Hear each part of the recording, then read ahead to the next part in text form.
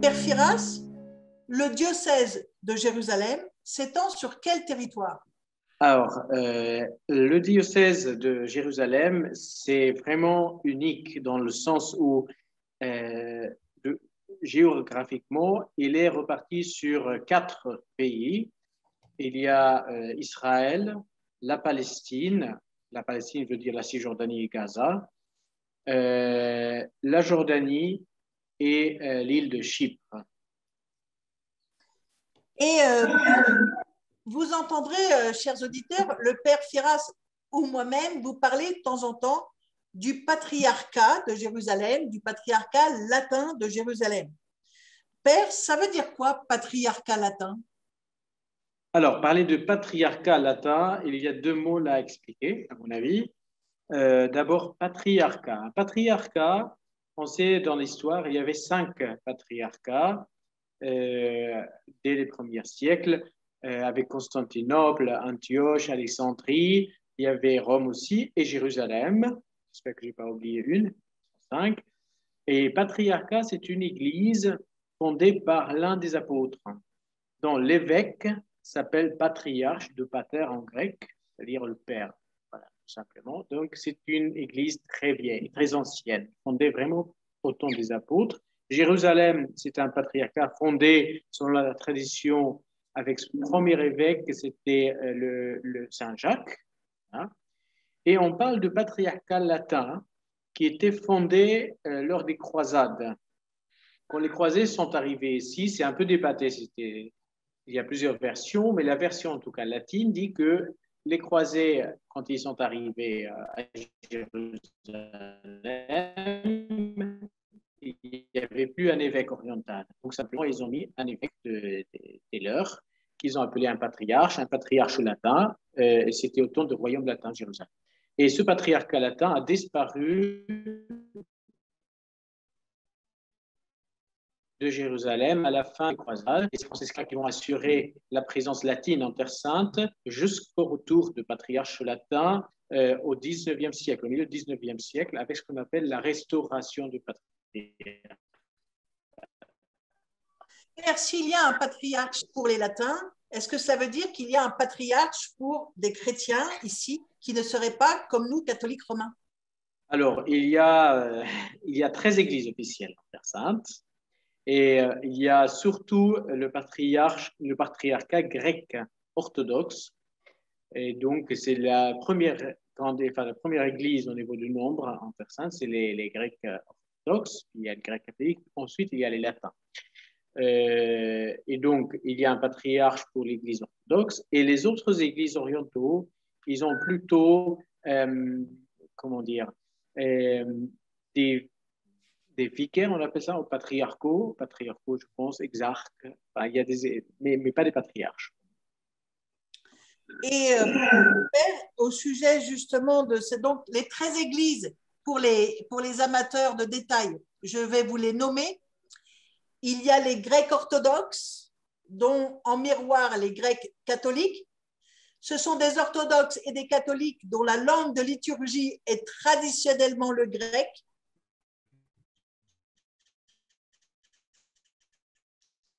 Comme notre langue de liturgie est traditionnellement le latin. C'est pour ça qu'on nous appelle les latins. Nous, les catholiques romains, on nous appelle ici les latins de notre langue traditionnelle de liturgie. Donc, grec orthodoxe, grec catholique, arménien apostolique. Ici, apostolique sont à peu près à orthodoxe. Ils ne sont pas unis à Rome, mais nous avons aussi une église arménienne catholique. Donc, des catholiques comme vous et moi, dont le rite et la langue de liturgie est l'arménien.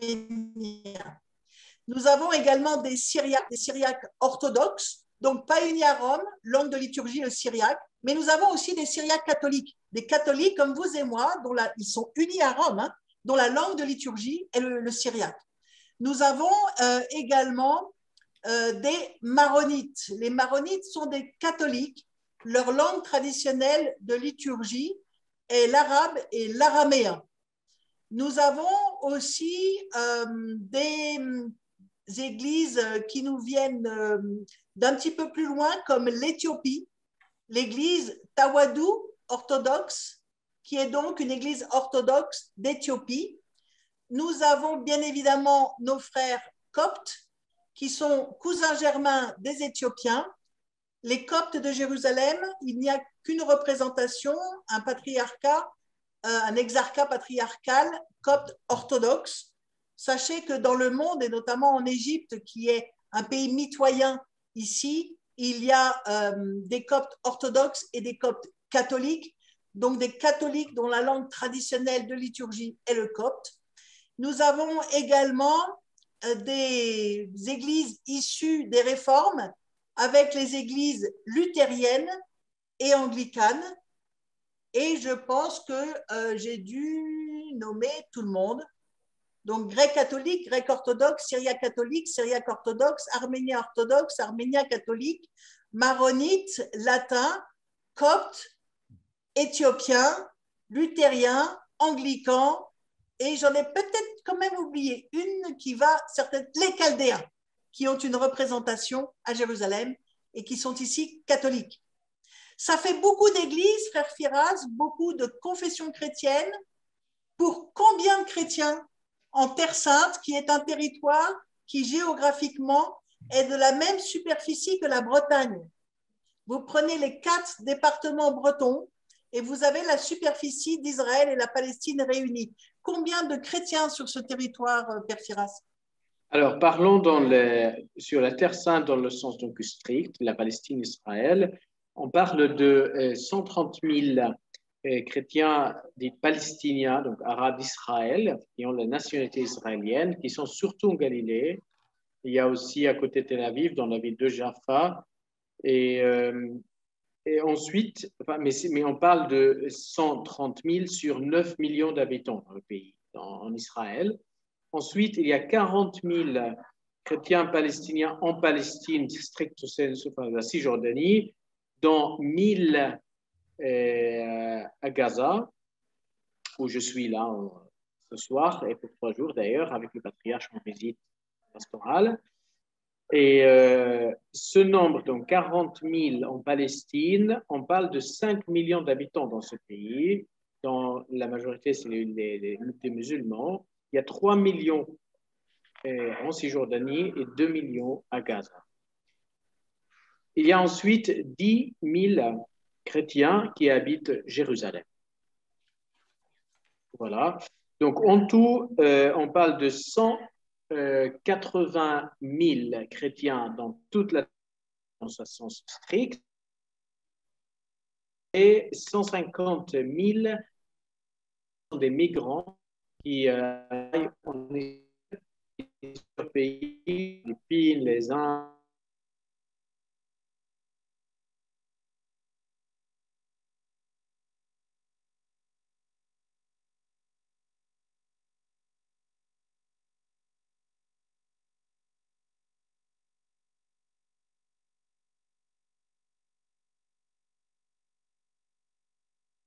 Merci, Firas. Donc, vous voyez,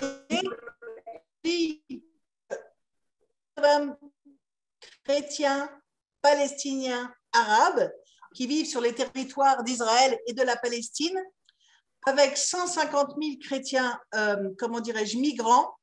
Du coup, la population chrétienne ici, sur 14 millions d'habitants, représente 2% de la population du territoire.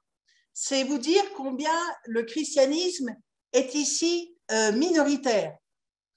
Donc, nous avons parlé de toutes nos églises, de cette diversité des églises, et j'ai parlé de ce côté minoritaire. Père Firas, peut-être, est-ce que ça change la vie de vivre le christianisme de façon minoritaire? Moi, j'ai connu un peu les deux réalités. J'ai vécu la plupart de ma vie ici en Terre Sainte, comme minorité chrétienne. Et puis, j'habitais en France où on peut dire aussi la chrétienté est devenue un peu minoritaire en France en ce moment. Mais quand même, c'est un pays quand même chrétien. Il y a les églises partout, il y a une communauté quand même catholique très vivante. En France, c'est pas la même chose. Donc, on voit que c'est un pays de culture chrétienne. etc. Et il y a une différence. Il y a dans notre vie de chrétien ici, notre foi n'est pas seulement une chose qu'on confesse dans la chapelle ou dans l'église,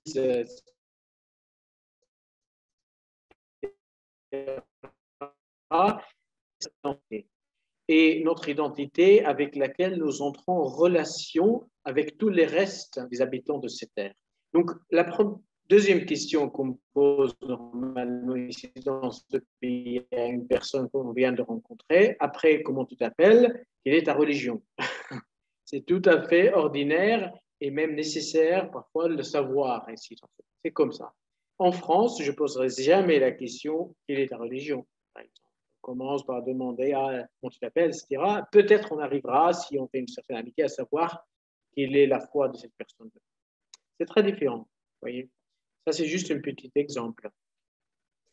Père Firas, je me rends compte que nous avons parlé de chrétiens arabes et il y a peut-être certains de nos auditeurs pour lesquels ces deux termes seraient presque antagonistes. Donc, il faut répéter que arabe n'est pas synonyme de musulman. Ça ne l'a jamais été, quand bien même aujourd'hui dans le monde, les populations qui se disent arabes sont majoritairement musulmanes. Mais il y a eu des chrétiens arabes avant même que naisse l'islam. Du reste, je crois, Firas, qu'il y a une question qui généralement vous blesse de la part des chrétiens qui viennent d'Europe. C'est quand on apprend que vous êtes arabe, on vous demande quand et comment vous vous êtes converti. Oui, il y a une autre question. Est-ce que tes parents le sont aussi? Et c'est vraiment une question qui montre, mais c'est quand même les gens qui sont engagés dans l'Église, je pense souvent, ils savent qu'il y a des chrétiens d'Orient qui sont arabes, etc. Bon. Mais parfois, il y a cette question-là qui m'a étonné, des pèlerins même qui venaient ici, qui me posent au séminaire, nous étions ensemble à manger, et me disent, ah, mais comment ça, vous parlez arabe, mais vous êtes devenu chrétien, donc quand est-ce que vos parents sont, etc. Et c'est blessant parce que nous sommes chrétiens depuis toujours, enfin depuis toujours, depuis le début du christianisme. Et on pense qu'on est vraiment les descendants de la première communauté chrétienne. Bon, on peut faire une recherche historique et dire que oui, peut-être une partie de ces communautés vraiment, mais en tout cas, l'Église de Terre Sainte comme une présence et comme une foi, il existait sans interruption depuis le temps apostolique, et ça c'est clair, depuis le temps de Jésus lui-même. Alors, les chrétiens arabes de Terre Sainte vivent, comme on l'a dit, au milieu d'une réalité qui est qu'il y a une population sur ce territoire de 14 millions de personnes, en gros 7 millions de juifs, 7 millions de musulmans, en face de 180 000 chrétiens locaux palestiniens. Il y a au cœur de l'Église à l'aide en détresse une thématique qui est très importante pour l'Église, c'est celle de la persécution chrétienne. Père Firas, en Israël ou en Palestine, est-ce qu'il y a des chrétiens persécutés pour leur foi? Est-ce qu'il y a ici des chrétiens... On ne peut pas non parler d'une persécution. Oui, pardon. Ça coupe parfois. Est-ce que la connexion parfois n'est pas bonne ici chez moi? Et donc, on ne peut pas parler de persécution. On ne peut pas parler de la persécution comme on le voit dans quelques pays peut-être arabes voisines lors de la règne de Daesh ou qu'on voit en Chine ou que celui qu'on voit en Afrique, certains pays de l'Afrique. Non, on ne peut pas parler de ce genre de persécution sanglant, je veux dire. Il n'y a pas des martyrs pour leur foi en ce moment, dans ce sens traditionnel de martyr. Et il y a par contre, on est dans un état, vous aimez bien ce terme, de détresse, ça c'est clair. Détresse due à plusieurs facteurs. Il y a le facteur bien économique qui touche maintenant presque tout le monde après le Covid, même en Europe. Mais la différence, c'est que ça dure depuis des longues et longues années et c'est juste devenu pire en ce moment. Ensuite, il y a la détresse due à certains choix politiques qui sont faits dans ce pays, qui fait que nous subissons, comme nos compatriotes musulmans, palestiniens, la même manque de liberté, manque de travail, manque même de dignité humaine parfois, causé par l'occupation israélienne principalement. Avec les musulmans, je ne peux pas dire qu'on est persécuté de la part des musulmans. On a vécu ensemble pour des siècles. Mais comme partout dans le monde musulman, on constate depuis les 20 dernières ou 30 dernières années une montée d'un courant islamiste et fondamentaliste qui ne dépasse pas parfois un discours de haine pour les chrétiens, mais qui ne va pas jusqu'à tuer les chrétiens ou brûler leurs églises, etc. On ne peut pas parler de ça. Merci, Père. Quand vous parliez quand même de détresse et de détresse vis-à-vis de la situation politique, est-ce que vous, tout à l'heure, le président de l'AED a parlé, Benoît de Blancpré, a parlé de ségrégation, je crois. Discrimination. Discrimination. Est-ce que les chrétiens en Israël vivent de la discrimination? Alors, je pense qu'il y a une certaine discrimination, ça c'est vrai. Et écoutez, on peut parler d'une discrimination si on parle d'Israël et pas la Palestine, parce que là tu as parlé d'Israël, si j'ai bien compris. Donc, en Israël, il y a déjà une discrimination que les Arabes chrétiens et musulmans subissent également, dans un sens où un citoyen israélien qui n'est pas juif, il est de seconde classe, politiquement. Au quotidien, peut-être on ne le touche pas. Ils ont la même éducation, plus ou moins. Ils ont le même accès au traitement, aux sécurité sociale, etc. Mais au niveau surtout de la, comment dire, du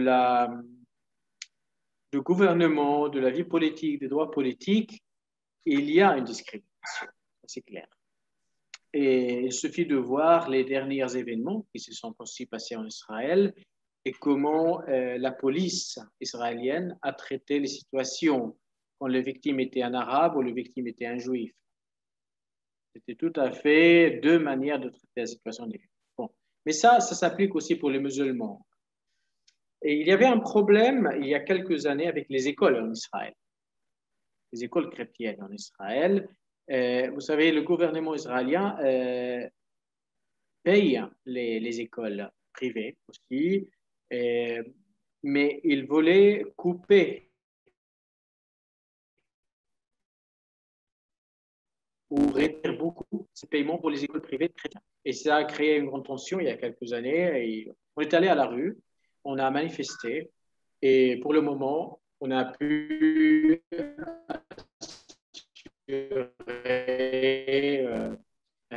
bénéfice de l'État israélien. Alors, en Palestine, on ne peut pas parler de discrimination. Je ne pense pas. Bien au contraire, dès le temps de Arafat, les chrétiens ont été réservés, ils étaient réservés aux chrétiens quelques municipalités des villes et de villages traditionnellement chrétiens, comme même Ramallah. Ramallah, le maire de Ramallah doit être toujours un chrétien. C'était une décision, un quota qui était imposé par Arafat dès le début. En Bethléem aussi, le maire est toujours un chrétien avec un certain nombre des membres de conseil qui doivent être chrétiens. Et si on va compter sur la on n'aura jamais ces privilèges. On n'a pas ce pourcentage. Donc, juste une petite idée à comparer. Père, vous nous avez parlé des... Alors, juste sur le côté, parce qu'elles sont rapides à répondre. À Gaza, on nous demande combien il y a de chrétiens. Et bien, sur 2 millions d'habitants, à Gaza, il y a 1000 chrétiens. 1000 chrétiens, dont 145 chrétiens catholiques romains. Pour la plupart, la communauté de Gaza est grecque orthodoxe, avec aussi une communauté protestante luthérienne, me semble-t-il. Il y a des baptistes aussi. Et la deuxième question posée, est-ce que sur votre carte d'identité palestinien, puisque c'est vos documents à vous, est-ce qu'est indiqué votre religion? Une très bonne question. Oui. Ma carte d'identité, pourtant, elle est un peu... oui. Attendez. Jusqu'à, je ne sais pas quelle année exactement, mais très récemment, il y avait la religion. La mienne est nouvelle, qui a été faite en 2020. Il n'y a plus la religion. Et ça, c'est la carte d'identité palestinienne. Je l'avais dans ma poche, donc c'était facile. On ne trouve plus la religion. Autrefois, il y avait. Donc, ça, c'est une décision prise par l'autorité palestinienne, sachant que nos cartes d'identité, ils sont imprimées par Israël. C'est pour ça qu'on trouve sur la carte d'identité palestinienne arabe et hébreu. Comment ça? Mais parce que finalement, on est vraiment un pays sous occupation. L'autorité palestinienne ne peut rien faire au niveau administratif sans faire recours à Israël, surtout pour les questions des cartes d'identité. Au passage, le père Firas a brandi sa carte d'identité qui est dans un plastique vert. Ce n'est pas son choix.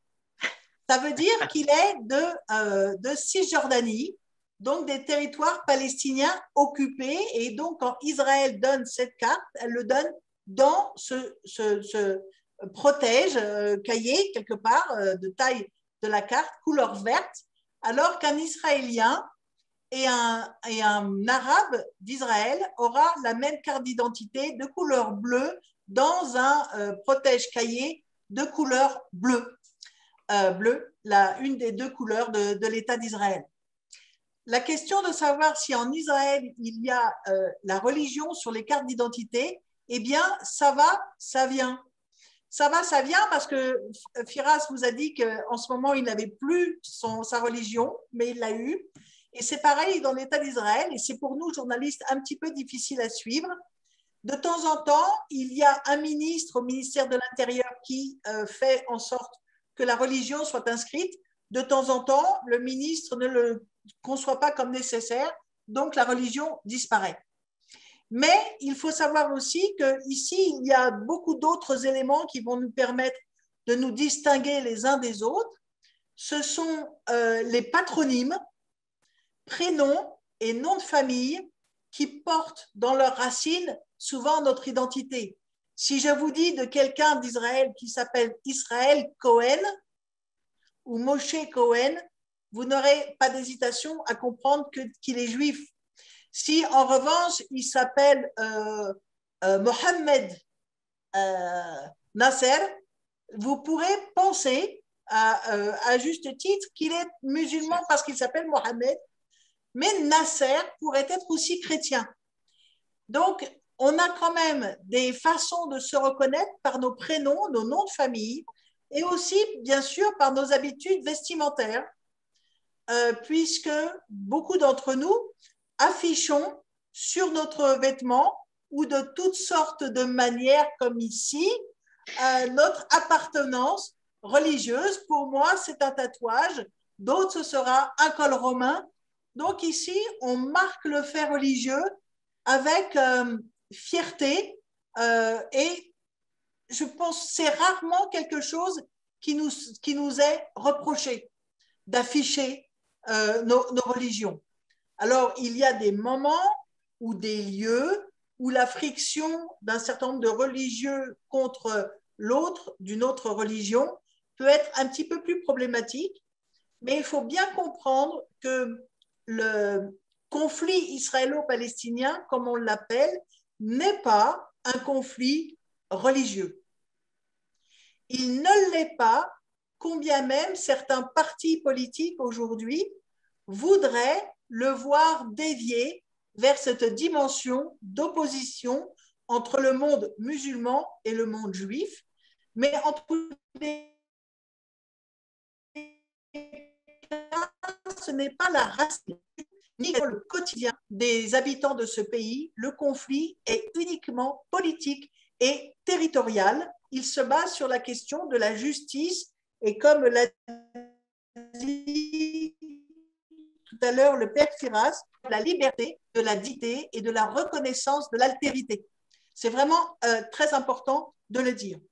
Père Firas, vous avez tout à l'heure évoqué sur la situation de détresse des chrétiens de ce pays la question financière. Est-ce que vous pouvez nous expliquer pourquoi les chrétiens en Terre Sainte seraient plus que d'autres en détresse financière?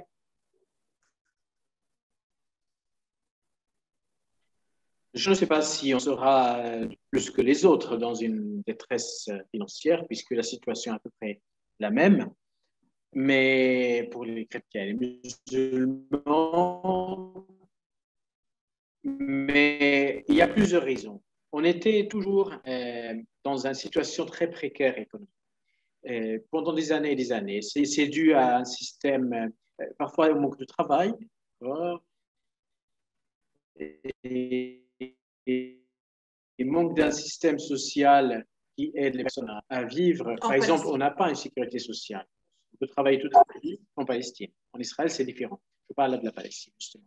On n'a pas ça. Donc, on peut travailler toute sa vie et tout ce qu'on a gagné, on va le payer sur les médicaments ou les traitements qu'il faut avoir quand on vieillit, etc. Il n'y a pas un système de cotisation, on dit en français. Et ça, c'est une chose. Et ça pèse beaucoup, ça pèse beaucoup. Et ensuite, la Terre Sainte a connu beaucoup des hauts et des bas dans la situation politique. Dès qu'il y a une petite guerre, une intifada, tout, et ça arrive juste, il arrive ces situations toujours quand on a un moment de sommet dans la vie, par exemple, touristique. Il y a plein de touristes. Il y avait plein de touristes en 2000. En 2000, ça commence la deuxième intifada. On avait plein de tourisme l'année derrière. Il y a le Covid et puis il y a une guerre à Gaza et tout le monde a peur, ne vient plus. Et à Bethléem surtout, et peut-être c'est ça qui fait que les chrétiens de Bethléem surtout souffrent beaucoup de la situation économique.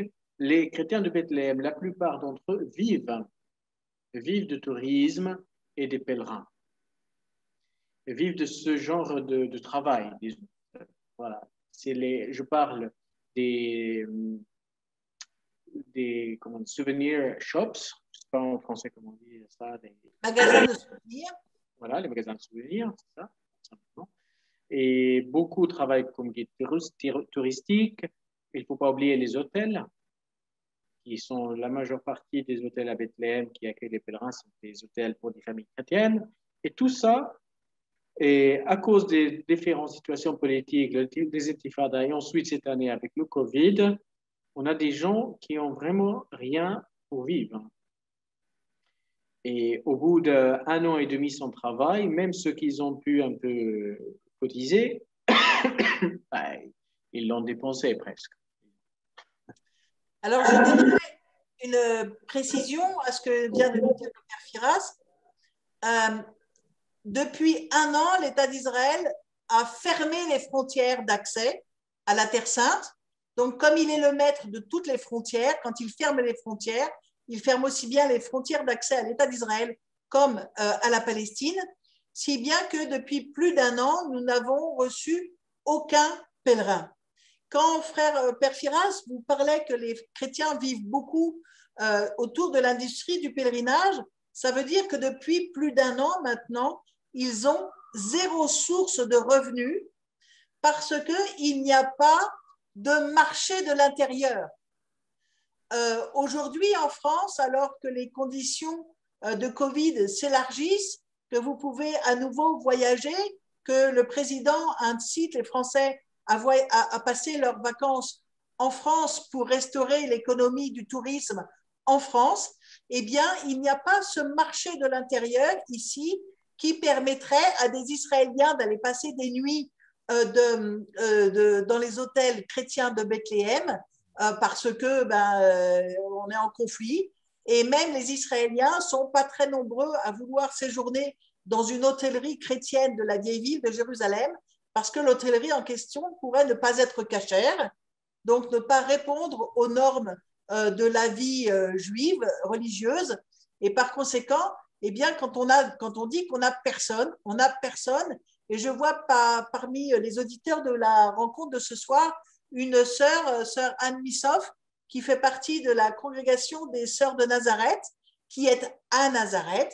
Elles ont un foyer pour pèlerins qui est complètement vide depuis 1 an, mais il faut quand même entretenir la maison.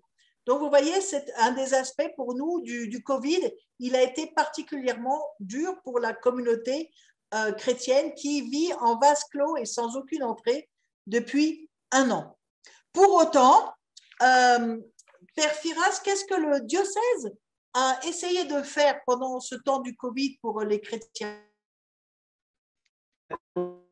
Il fait au cours des années, au cours de l'année, mais ça a augmenté, ont augmenté. Et quand on a des gens qui ont gagné par mois 5 000 shekels, il leur manquait 1 000 shekels pour, par mois et qu'il faut payer les mêmes choses parce qu'il faut payer l'école. On tombe malade, il faut aller au médecin et oui. Alors, l'église, il faut les loyers, on parle beaucoup de loyers à Jérusalem. L'électricité, parfois des gens viennent incapables de payer même l'électricité, voyez, et l'eau, etc. Et tout ça, on reçoit des gens comme ça au patriarcat au quotidien, je peux vous assurer. Au quotidien, on a au moins 3, 4 personnes qui viennent, j'aime pas du tout dire ce mot, mais vraiment mendier, 100 shekels, 200 shekels pour pouvoir payer l'électricité. Ou, je sais pas, ils demandent n'importe quelle petite somme qui peuvent l'aider à payer un peu le loyer, etc. Ça, c'est le minimum. Après, il y a le problème des écoles. Les écoles ne sont pas gratuites ici. On n'a pas des écoles gouvernementales. En Palestine, je ne parle pas d'Israël. En Israël, c'est autre chose. Il y a des écoles de gouvernement, mais c'est des écoles juives finalement. Et les chrétiens, ils ne veulent pas mettre leurs enfants dans des écoles gouvernementales. Ils veulent les mettre dans une école qui peut les assurer aussi une formation chrétienne, qu'ils soient dans un milieu chrétien ouvert et pas nourri par la manque de tolérance vers l'autre, etc. C'est ça qui marque nos écoles, je pense, comme patriarcat latin et comme communauté religieuse, comme les sœurs de Rosaire, etc. C'est que ce sont des lieux de coexistence. Ici à Gaza, les sœurs de Rosaire, ils m'ont dit, ils ont 1000 étudiants et étudiantes. C'est la seule d'ailleurs école mixte à Gaza. Seulement une 60aine de chrétiens. Ça, c'est juste une parenthèse. Alors, je reviens à comment le patriarcat aide. Il y a l'aide au quotidien, comme ça, avec les petites sommes. Et puis, il y a les aides vraiment plus grandes. Parfois, il y a des grandes opérations que certains veulent faire, qui coûtent 5 000 €, qui coûtent 7 000 €, parfois 10 000 €. Et les gens n'ont rien. Et on a donc au patriarcat qui fait un bureau des aides humaines qui se trouve sous le toit de l'administration générale. Donc c'est bien contrôlé. Et le patriarche approuve chaque grande donation comme ça, personnellement. Et on a des dossiers comme ça qui arrivent chez lui parfois. Et il y a plusieurs phases. Donc les gens viennent, ils déposent leurs demandes dans le bureau, l'office en bas. On a 3 personnes qui accueillent ces demandes, qui font le filtrage, qui voient qu'est-ce qui est sérieux, qu'est-ce qui n'est pas sérieux. Ils contactent les curés de ces personnes qui viennent pour savoir si vraiment ils ont besoin. Les curés disent oui ou non et justifient. Après, ça passe au patriarche, il le signe, etc. Et on essaie de payer de ce qu'on a. Mais finalement, ce que nous faisons, tout ça, c'est minime par rapport aux vrais besoins.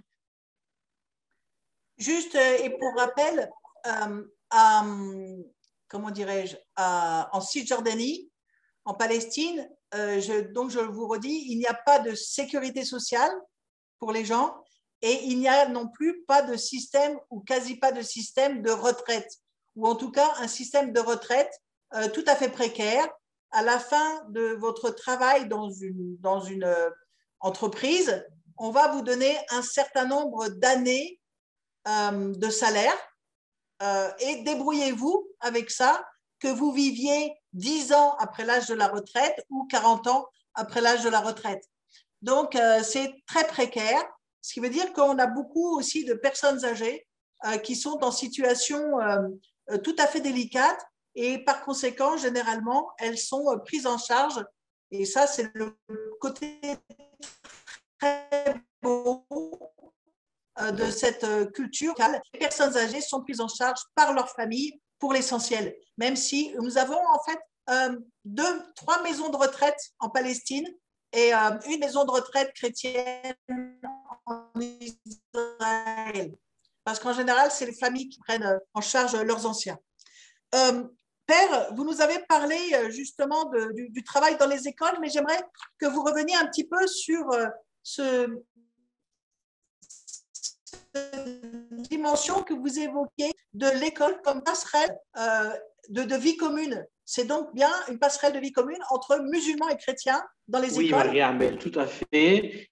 Et dans certaines situations très rares, et il y a même des écoles qui accueillent des juifs, comme tu le sais bien. Et je pense par exemple à l'école des pères franciscains à Jaffa, Tel Aviv, où il y a même des étudiants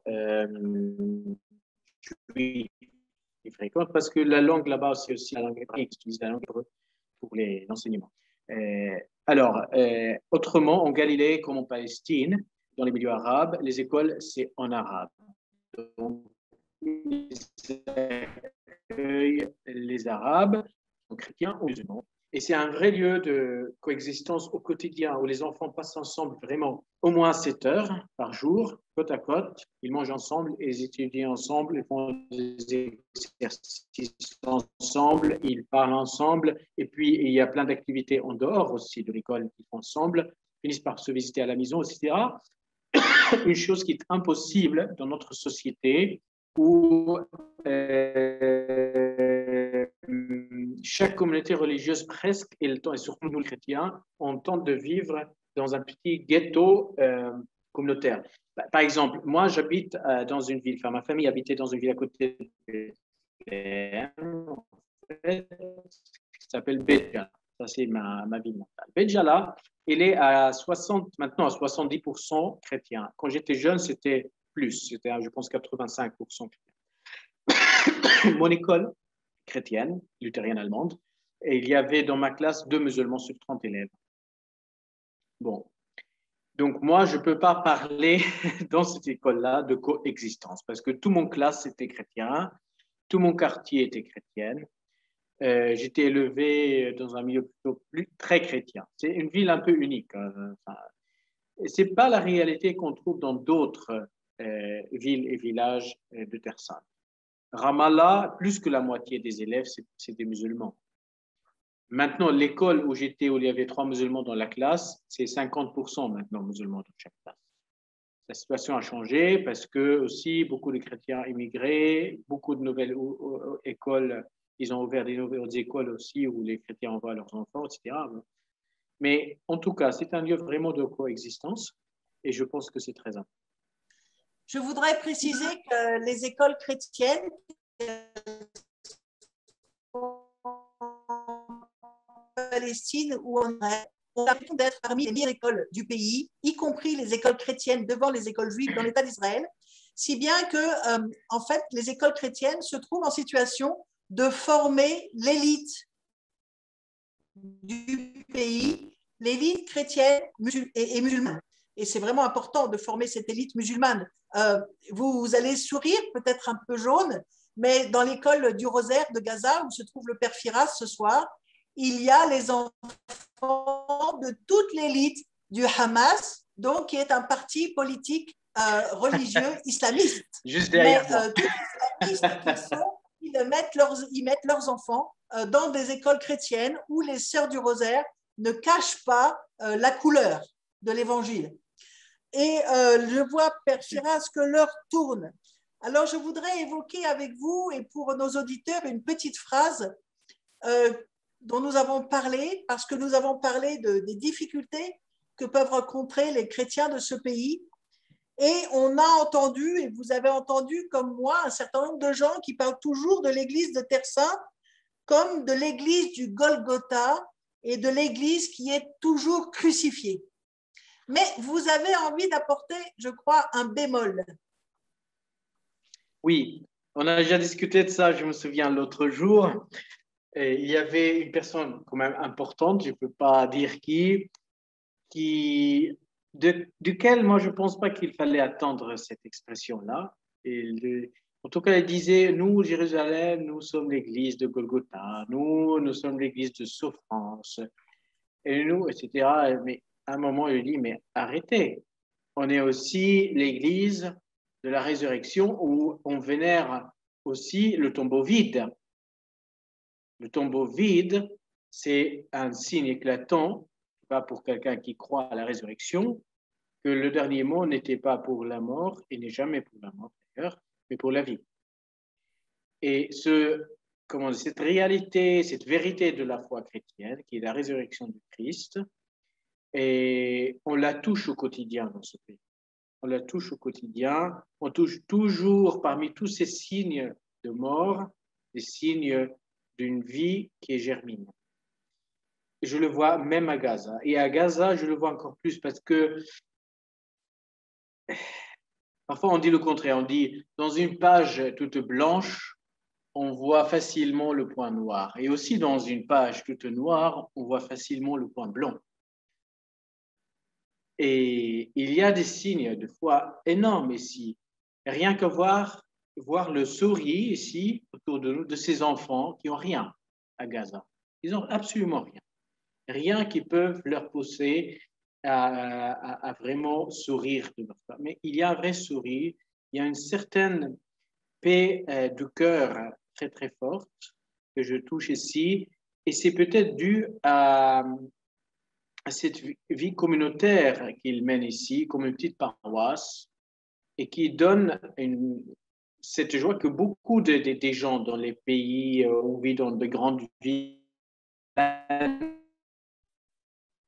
il y a plus de liberté, on peut bouger, on peut aller où on veut, mais il n'y a plus une communauté qui est un point de référence dans les pays où règne seulement le travail, l'économie, l'individualisme. Ici à Gaza, malgré la guerre et les bombes qui tombaient juste à côté de moi, là, il y a des dégâts encore, j'ai vu. Et pas aujourd'hui, c'est pas tombé aujourd'hui, mais j'ai vu les dégâts vraiment. Il y a des gens capables de rire et de faire des projets, même si peut-être à 80%, ça ne sera pas réalisé bientôt, mais ils le font quand même. Rien que ça, franchement, ça me suffit pour dire que vraiment la vie est plus forte. Et personnellement, en tant que journaliste qui vit ici depuis 21 ans, 22 ans, je peux vraiment témoigner du fait que les chrétiens de Palestine gardent toujours l'espérance. Ceux qui restent ici gardent toujours l'espérance. Pour eux, vraiment, ils ont les yeux rivés vers le Seigneur. Et ça ne veut pas dire que ce sont forcément des gens plus pieux, mieux formés. Parfois, vous savez, en ce qui me concerne, je crois que j'ai reçu un assez bon catéchisme et que je pourrais, comment dirais-je, réciter le catéchisme peut-être plus parfois que certains enfants palestiniens. Mais à la fois, il y a ici une mentalité de confesseur de la foi, où on est toujours prêt à répondre de sa foi, et sa foi qui annonce en permanence la résurrection. C'est pas un hasard si, en langue arabe, pendant l'octave de Pâques, on ne se dit pas bonjour, mais on se dit tous les jours dans la rue, quand on se croise dans la rue, on se dit le Christ est ressuscité. Et c'est vraiment très révélateur de cette confiance dans la résurrection du Christ et du Christ vainqueur, même quoi qu'il en soit, des difficultés, comme aussi actuellement les difficultés que nous traversons. Alors, nous avons atteint l'heure, Benoît. Donc, je crois que vous vouliez passer le flambeau aux questions qui seraient inscrites sur le côté. Et donc, le Père Firas et moi, mais le Père Firas surtout, sommes friands de pouvoir répondre à vos questions. Merci infiniment, cher père. Merci beaucoup, Marie-Armelle, pour cette discussion, cette découverte des situations parfois bien complexes des chrétiens, des religions en Terre Sainte. Quelques questions qui apparaissent effectivement sur le côté dans la partie discussion, n'hésitez pas à en ajouter. La dernière que je note, c'est que malgré cette espérance dont vous parlez et qui est un très beau témoignage, Père, on note cependant, nous dit l'un des invités, de nombreux chrétiens qui partent malgré ces difficultés. Est-ce que d'abord on a une idée du nombre de chrétiens qui partent et finalement, c'est peut-être vis-à-vis de l'espérance, comment vous vivez ça, ces départs de chrétiens? Oui, c'était un sujet qu'on a discuté aujourd'hui avec des gens. C'est vrai qu'à Gaza, par exemple, c'est très frais, et il y avait des gens qui nous ont dit, mais cette dernière guerre qui était il y a un mois, c'était terrible, c'était l'un des pires, et beaucoup qui jusque-là disaient, on ne quittera pas, ils ont dit, on veut quitter. Ça c'était vraiment... Mais bon, il y a l'espérance, mais il y a aussi des situations comme ça. À Gaza, c'est une situation de guerre. Bon, il y a des limites, pas pour l'espérance, mais aussi il y a des situations où on arrive à dire, mais c'est une question de vie ou de mort physique, où il pose la question. Moi, je n'ai pas en tout cas personnellement un pourcentage pour ces départs. C'est vrai qu'il y a des gens qui partent. Et quand je parle d'espérance, comment dire, vous avez raison. Il y a des gens qui partent, mais il y a des gens, beaucoup de gens, dont moi-même, qui avaient la possibilité de quitter le pays, mais qui restent. Et qui restent pas parce qu'ils ne sont pas capables de partir, mais parce qu'ils savent que leur place est ici. Quand j'ai passé 2 ans en France, franchement, je peux parler de moi. Là, je parle vraiment de moi. Je voulais entrer dans une communauté religieuse là-bas. Et je pensais à un moment de rester là-bas, etc. Mais c'était clair très tôt, depuis la première année, que probablement c'est pas ça et que je dois rentrer ici. Et depuis, je n'ai pas regretté mon retour et c'était en 2013. Et là, on est en 2021.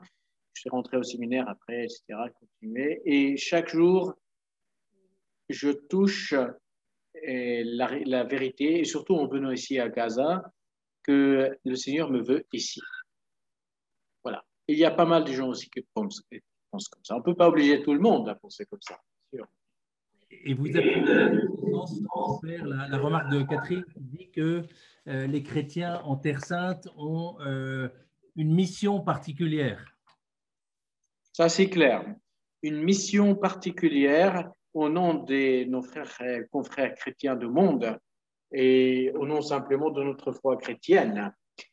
Au nom de nos frères et sœurs chrétiens du monde et surtout pour l'Église catholique, pour moi je parle, on est la communauté chrétienne vivante qui assure une vie chrétienne autour des lieux saints. Parce que les lieux saints, avec seulement les religieux, ça ne vaut pas la peine. Ça sera juste un musée que vous allez venir de France ou de l'Europe, de l'Amérique pour visiter et rentrer chez vous. Ce n'est pas ça qui assure une vraie vie chrétienne stable et durable et qui témoigne au jour le jour de la foi chrétienne dans ce monde. Ça sert à rien. C'est très important. Je ne dis pas que vous êtes rien, que quand vous venez en pèlerinage, ce n'est pas ça. Comprenez bien ce que je veux dire. Ensuite, on a aussi, devant ces 2 grandes majorités musulmanes et juives, une mission tout à fait particulière parce qu'on est à la fois arabe, donc nous partageons avec les musulmans et leur culture arabe, la langue arabe, l'histoire, etc. Même si c'était une histoire difficile par moments, mais c'était aussi parfois des moments où on vivait vraiment ensemble. Et nous partageons avec les Juifs notre foi dans la parole de Dieu, écrite surtout dans l'Ancien Testament. Et devant ces deux religions, nous pouvons vraiment, à mon avis, servir, parce que nous sommes à la fois arabes et chrétiens, servir de pont entre ces 2 religions et des ponts entre tout le monde occidental et tout le monde moyen. C'est évidemment une très belle vision. Merci de l'apporter. Des questions, Père, rapidement sur justement la coexistence entre les différentes religions. Bernard nous demande, est-il possible qu'il y ait des mariages mixtes entre chrétiens et musulmans, entre juifs et chrétiens? Comment ça se passe en Terre Sainte? Quelle est la loi? La règle générale, c'est qu'on ne se marie pas les uns des autres. Il y a des empêchements, surtout, ce n'est pas le droit canonique catholique qui permet d'ailleurs le mariage mixte sous certaines conditions. Mais ça s'applique à l'Église catholique en France, en Italie, dans le monde occidental, où l'identité religieuse n'est pas très première. Ici, où tout est basé autour de la religion, de l'appartenance à une communauté religieuse, etc. La communauté religieuse, pas dans le sens de la vie religieuse, des vœux, je veux dire, la communauté chrétienne musulmane, il est pas très commun, non. C'est très exceptionnel et j'oserais dire que c'est très mal vu par la communauté en général. Et c'est très complexe cette histoire. Je ne peux pas entrer dans tous les détails parce que c'est différent si c'est une chrétienne ou un chrétien qui se marie avec une musulmane ou un musulman. Là, on entre dans des complexités qui viennent aussi de l'islam, dans ce rapport-là. Avec le judaïsme, c'est autre chose. Il y a aussi la question politique. Se marier avec une juive ou un juif, ça veut dire se marier avec un Israélien ou une Israélienne, qui est l'occupant pour nous. C'est encore une autre chose. Donc, c'est très compliqué. Donc, a priori, non. Il y a des exceptions, oui. Mal vu, oui. D'accord. Deux questions. Il y avait une question de Charles, mais je crois que vous y avez répondu sur le rôle des chrétiens arabes dans le processus de paix. Vous disiez qu'ils jouent un rôle de pont entre les religions, une capacité à faire dialoguer ceux qui ne peuvent pas dialoguer ensemble. C'est bien ça? Oui, alors, pardon, c'est posé à moi la question? Oui, Père. Oui, pardon. Ou Marie-Armelle, si vous voulez intervenir, pardon. Parce que Marie-Armelle aussi a certainement une opinion. Hein, voilà. Mais je dis oui, je dis que c'est bien ça parce que nous, encore une fois, nous sommes bien enracinés dans les deux côtés. Et dans ce sens-là. Dans le côté arabe, nous sommes tout à fait de l'histoire et de la culture et de la langue. Et du côté juif, on a des racines quand même communes dans la foi. Et avec vous, les chrétiens d'Occident, on a tout à fait la même foi.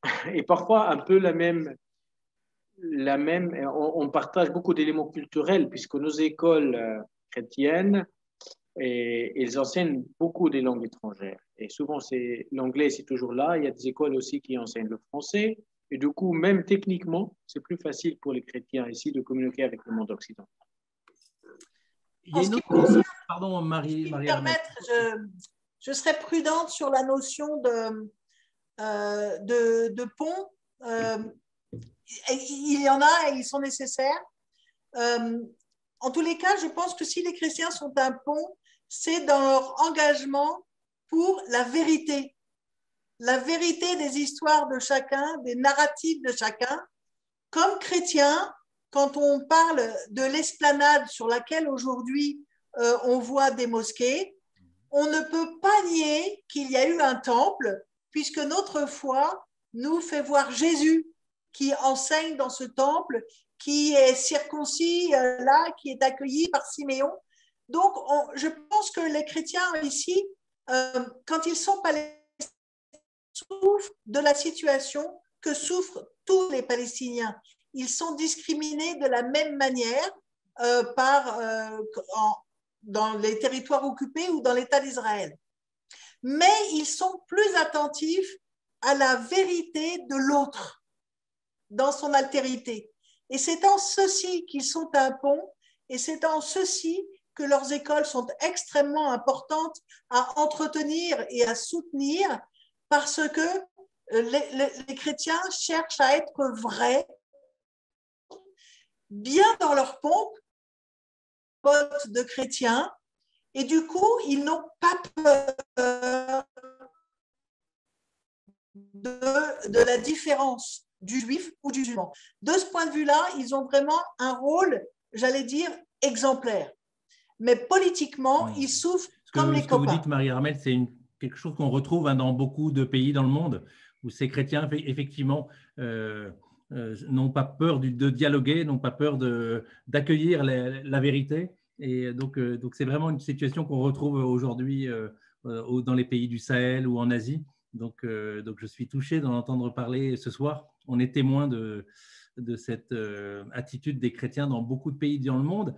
On va bientôt terminer, il est bientôt 10 heures, en tout cas ici en France, et du coup 23 heures, j'ai bien compris, à Jérusalem et à Gaza. Il y avait une question qui m'intéressait, alors je la pose, c'est peut-être Père, vous pouvez nous répondre sur les relations entre les latins et les orthodoxes. Et la question est même poussée, n'y a-t-il pas parfois plus de tensions qu'avec les musulmans? Je la pose intégralement, mais donc c'est intéressant cette question-là sur les latins et les orthodoxes. Alors, l'histoire de grand schisme de l'Église entre occidentale et orientale, ça remonte au XIe siècle.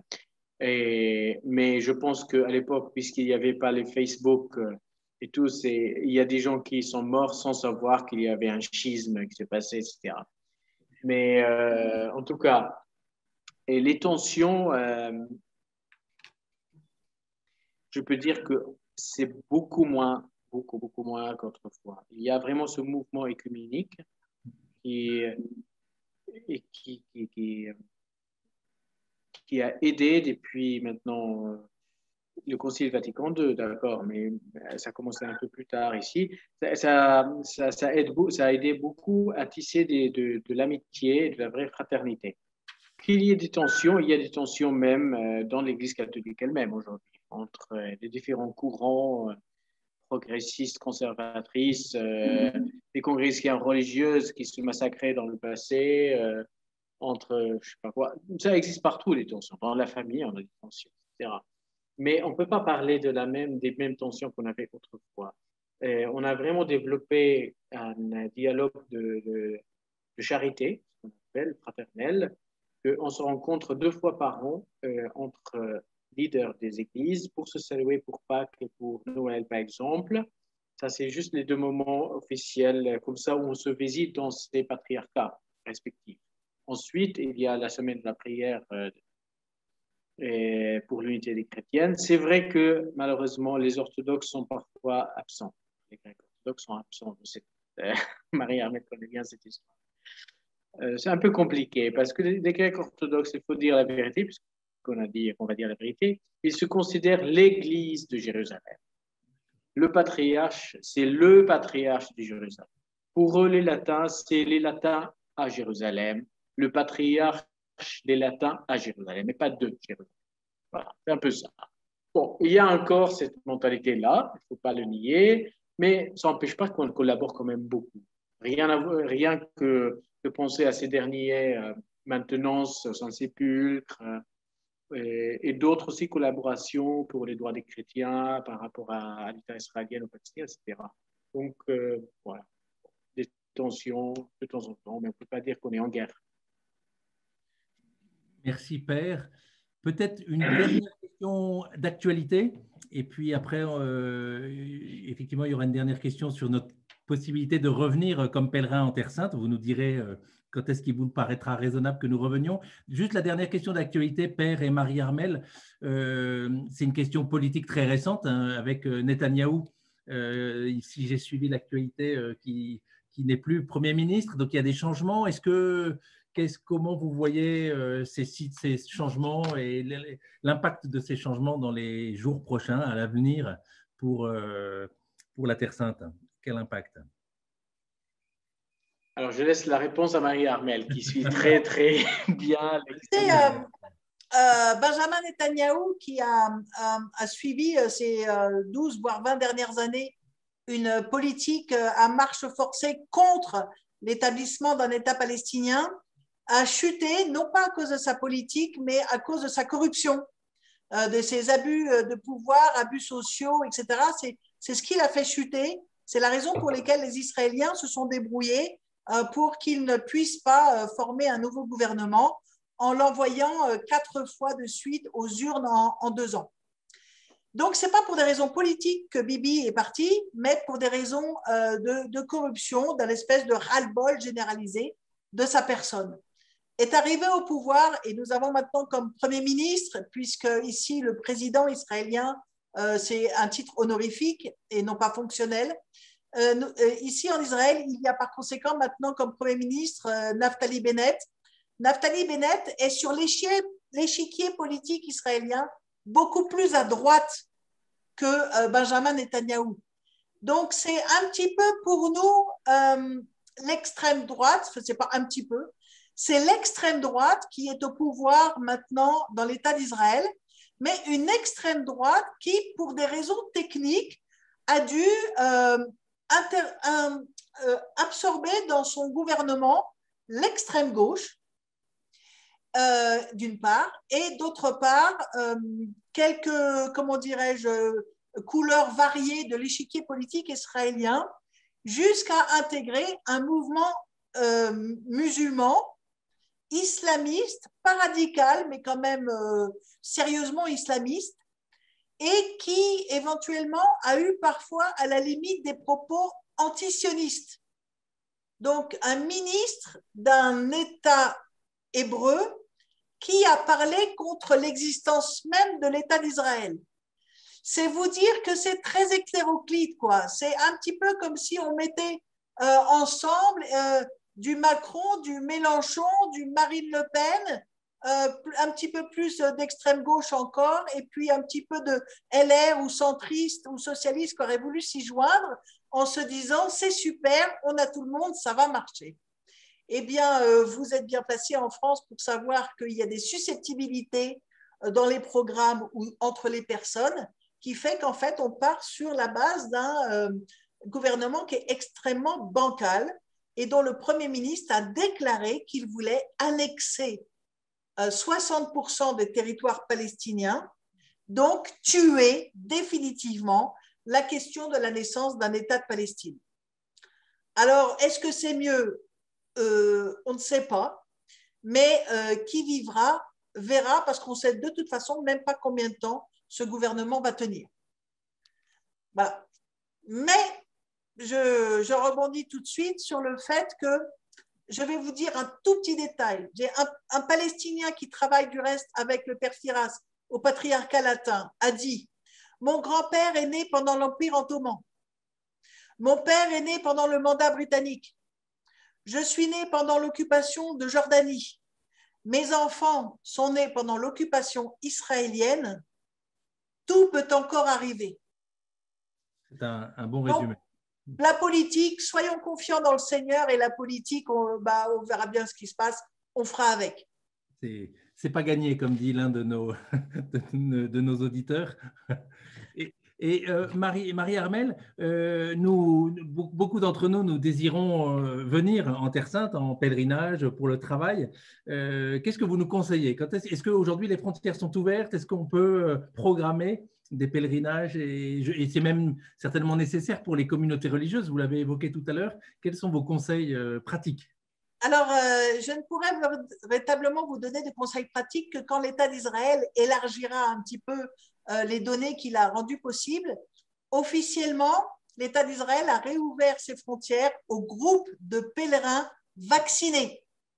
Mais il n'a laissé entrer pour le mois de mai que 20 groupes de 30 personnes, c'est-à-dire 600 personnes pour le mois de mai, alors que l'année dernière, l'État d'Israël avait accueilli plus de 4 millions d'entrées touristiques. Donc, ça veut dire qu'on est un peu loin du but. Du coup, un certain nombre d'hôtelleries se disent on ne va pas ouvrir parce qu'il n'y a pas assez de monde à entrer. C'est un petit peu le chien qui se mord la queue. Disons qu'à partir d'octobre, si vous êtes inscrit sur un pèlerinage, il y a quand même de bonnes chances pour que ça commence à rentrer. En ce moment, en fait, l'État d'Israël est en train de tester grandeur nature cette histoire de de recevoir des personnes vaccinées parce qu'il veut bien évidemment éviter qu'il y ait un retour comment dirais-je, de virus comment on les appelle ça, migrants qui seraient, comment dirais-je, imperméables aux anti-vaccins, aux vaccinations. Donc, c'est la prudence sanitaire. À partir d'octobre, certainement décembre, ça devrait s'élargir.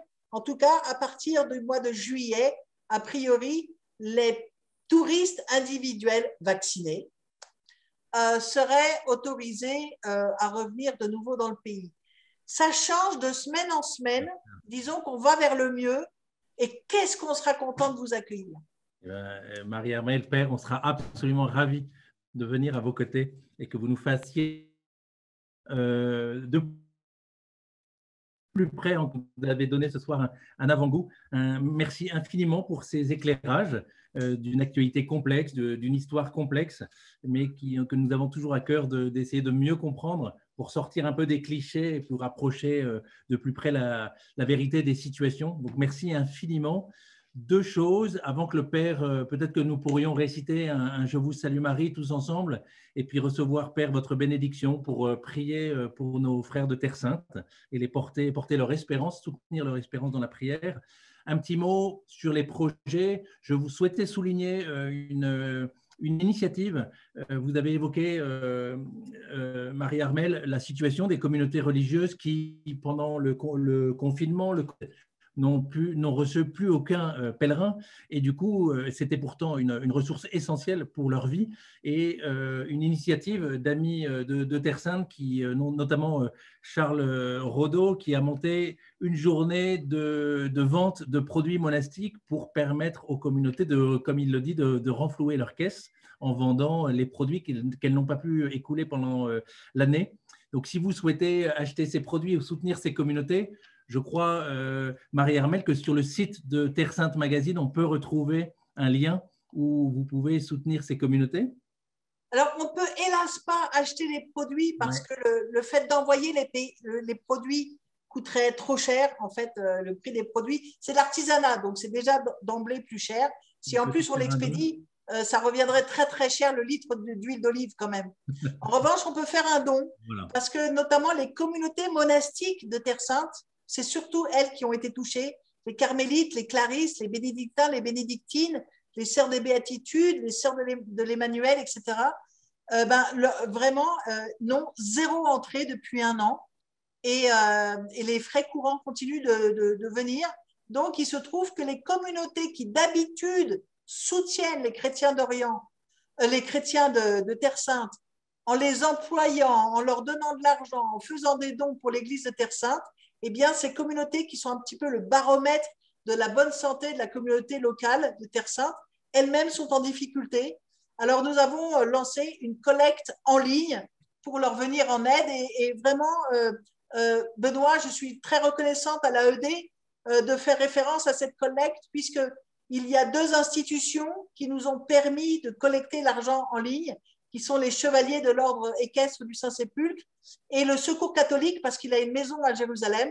Et donc, c'est à ces 2 institutions qu'on retrouvera sur le site terresainte.net, Terre Sainte en un seul mot.net, qu'on peut effectivement aider les communautés monastiques, spécialement de Terre Sainte, toutes souffrent, mais spécialement les monastiques.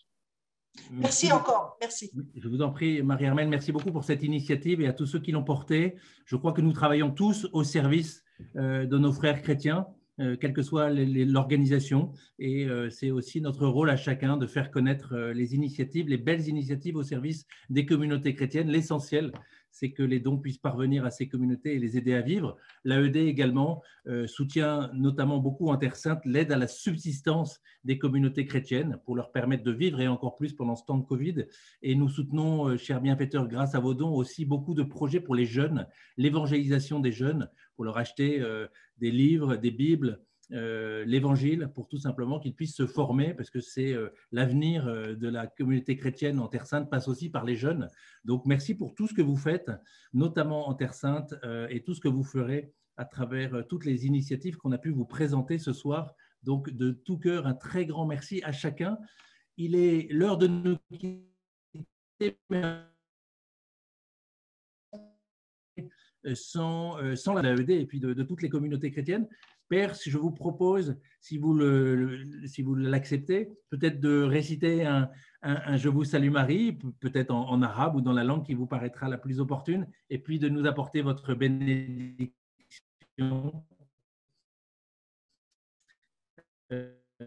sur chacun des bienfaiteurs de la vie, tous nos frères. Je réciterai en français pour que les gens puissent parler. Très bien, Père. Au nom du Père et du Fils et du Saint-Esprit. Amen. Je vous salue Marie, pleine de grâce. Le Seigneur est avec vous. Vous êtes bénie entre toutes les femmes, et Jésus, le fruit de vos entrailles, est béni. Sainte Marie, Mère de Dieu, priez pour nous pauvres pécheurs, maintenant et à l'heure de notre mort. Amen. Le Seigneur soit avec vous. Et avec votre esprit. Et que Dieu Tout-Puissant vous bénisse, le Père, le Fils et le Saint-Esprit. Amen. Amen. Un immense merci de nous avoir accueillis chez vous, Père, à travers cette visioconférence avant de pouvoir vraiment vous voir pour de vrai. Merci infiniment, Marie-Armelle, pour ce débat, cette discussion avec le Père. C'était absolument passionnant. Et voilà, chaque minute accordée à nos frères chrétiens dans le monde est une minute gagnée. Donc, merci à chacun d'entre vous de nous avoir suivis ce soir. Nous aurons tout au long de l'année prochaine une série de conférences sur les chrétiens dans le monde. Nous partirons voyager en Afrique, en Asie, en Amérique latine. Ce soir, c'était aux côtés des chrétiens de Terre Sainte et c'était absolument passionnant. Donc, à bientôt en France ou en Terre Sainte avec joie. Merci beaucoup.